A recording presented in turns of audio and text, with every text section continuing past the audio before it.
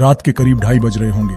Night shift करने के बाद मैं पैदल ऑफिस से घर की ओर लौट रहा था।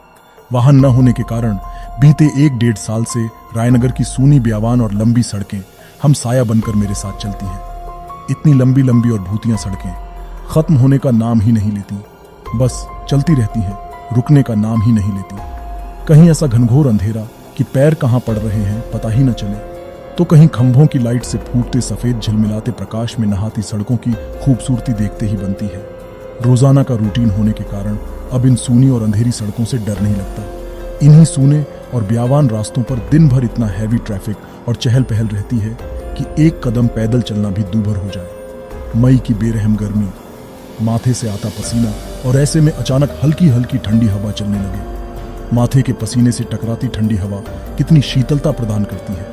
ऐसे में कौन बेवकूफ होगा जिसका मन गुनगुनाने को नहीं करेगा। गुनगुनाते हुआ मैं आगे बढ़ ही रहा था कि अचानक आंखें एक जगह पर जाकर टिक गईं। सड़क किनारे एक खूबसूरत महिला खड़ी दिखाई दी। करीब 100-125 फीट की दूरी रही होगी।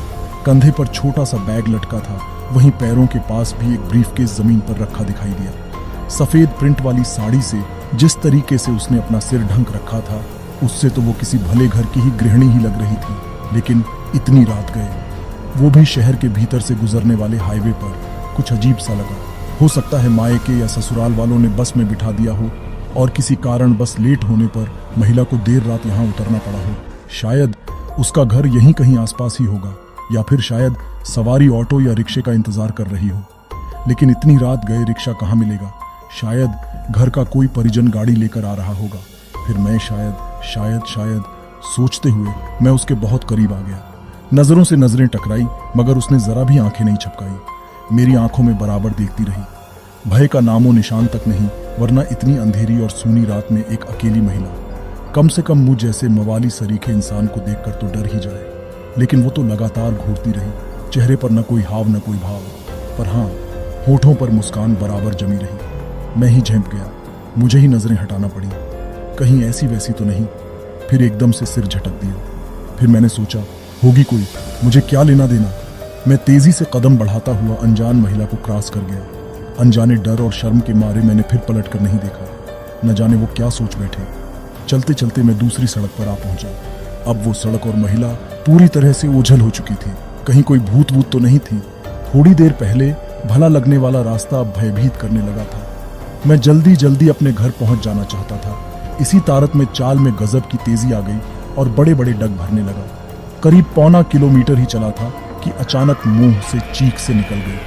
वो महिला करीब 100 गज दूर उसके सामने सड़क किनारे ठीक उसी ढंग से खड़ी दिखाई दी। कंधे पर बैग और जमीन पर ब्रीफकेस। ये कब यहाँ आ गई? एक ही रास्ता तो है। न कोई गाड़ी निकली और न ही वह पैदल दौड़ती हुई मुझसे आगे निकल गई। मेरा पूरा शरीर मारे डर के पसीने से तरबतर हो गया। लगा कि आज की रात आखिरी रात है। वो भूतिया औरत कुछ देर में मुझे चबा चबा कर खा जाएगी। मैं बेतहाशा भागा। इतनी तेज कि पता ही नहीं चला कि वो औरत कब पीछे रह गई। भागता रहा और सीधे घर पर जाकर ही रुका। सांसें बहुत तेज सी चल रही थी। घर के बाहर ही कुछ पल खड़ा रहकर अपनी सांसों पर कंट्रोल किया। अगले दिन शाम करीब 5 बजे ऑफिस पहुंच गया। एक बुजुर्ग कर्मचारी को रात का सारा घटनाक्रम सुना डाला। फिर वो हंसते हुए बोले, अरे कहीं बूचड़ खाने के पास की बात नहीं कर रहा? बूचड़ खाना? मैं बुदबुदाया। हाँ, बूचड़ खाना, स्लाटर हाउस, जहाँ जानवर कटते हैं। बेटा, वो सड़क बहुत खतरनाक है। बहुत हादसे होते हैं वहाँ। तेज रफ्तार बड़ी गाड़ियों ने बहुत सारे लोगों को कुचला है। सुना है कि कई साल बस का इंतजार कर रही एक औरत को भी एक ट्रक ने रौंद डाला था। तुझे ही नहीं, बहुत सारे लोगों को दिख चुकी है। लेकिन बेटा, भली औरत की रूह लगती है, कभी किसी को नुकसान नहीं पहुंचाती। मैं हैरान था और परेशान भी। अब कैसे निकलूंगा उस रास्ते से रात में पैदल? और एक आत्मा औरत की रूह से आमना सामना हुआ है मेरा, वो भी भली औरत की रूह से। तो आपको ये कहानी कैसी लगी? अगर अच्छी लगी हो तो चैनल को सब्सक्राइब और वीडियो को लाइक कर दें।